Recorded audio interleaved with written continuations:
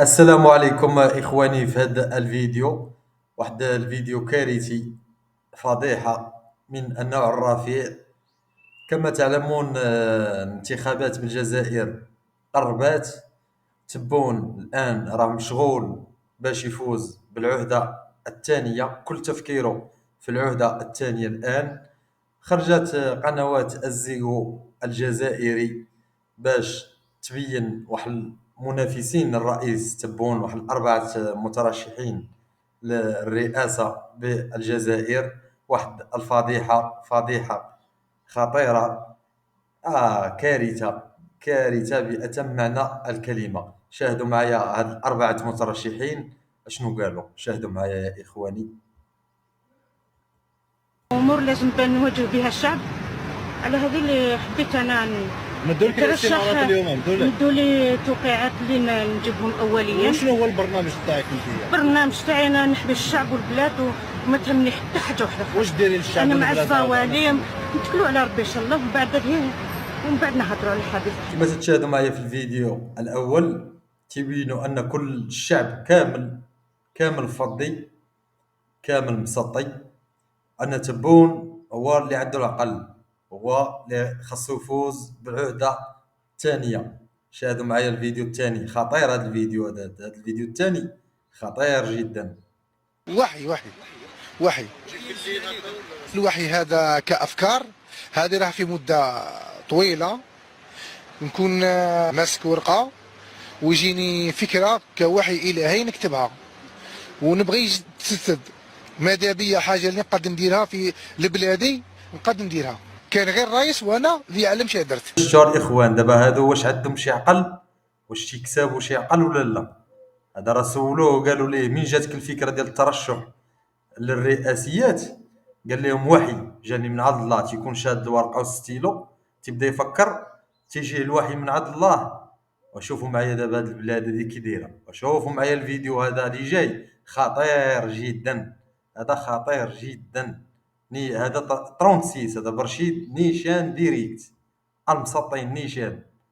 العالم لا يصلح العالم الا اذا صلحت الجزائر. نخدم في البوست تاعي كانجينير، نخدم كرئيس جمهوريه، وبديت في خدمه طائره طبيعيه، نافيو ناتشيرال. درت لها الجناح بالتراب وبليمون اللي عندي نخدم به. انا ماذا بيا نتغلب على امريكا بالجانب السياسي. انا قلت لك انا نحب النفس الدول العظيمه، ما نحبش النفس دول العالم الثالث بصراحه. كما شاهدتم، واش ماشي كارثه هذه؟ هذا راه مترشح غينافس تبون. تيجيبوا غير المسطين والمهابيل باش يبينوا الجزائريين ان تبون هو اللي يصلح لهم. هذا راه قالوا ليه انجاز اللي درتي، قال لهم انجاز صوت لكم طائره بالتراب، الجناح ديالها بالتراب وبالليمون. هذه غتعود تمشي بالليمون، غيعودوا يعصروا الليمون تما. واش هذه ماشي مزاله الاخوان؟ ماشي مزاله بلاد العسكر. شوف شنو تتخرج، غيعصروا الليمون والطائرة تعود تمشي بالعصير ديال الليمون. شوفوا المهازل والكوارث. وهذا راه الحلم ديالو يتغلب على الولايات المتحدة الأمريكية، قال لك في الجانب السياسي. هادو صافي 36 نيشان ديريكت. ناكل غير ستيك. رئيس تاع الجزائر كل ما ياكلش ستيك. راك داير ثقه في الشعب درك هذا؟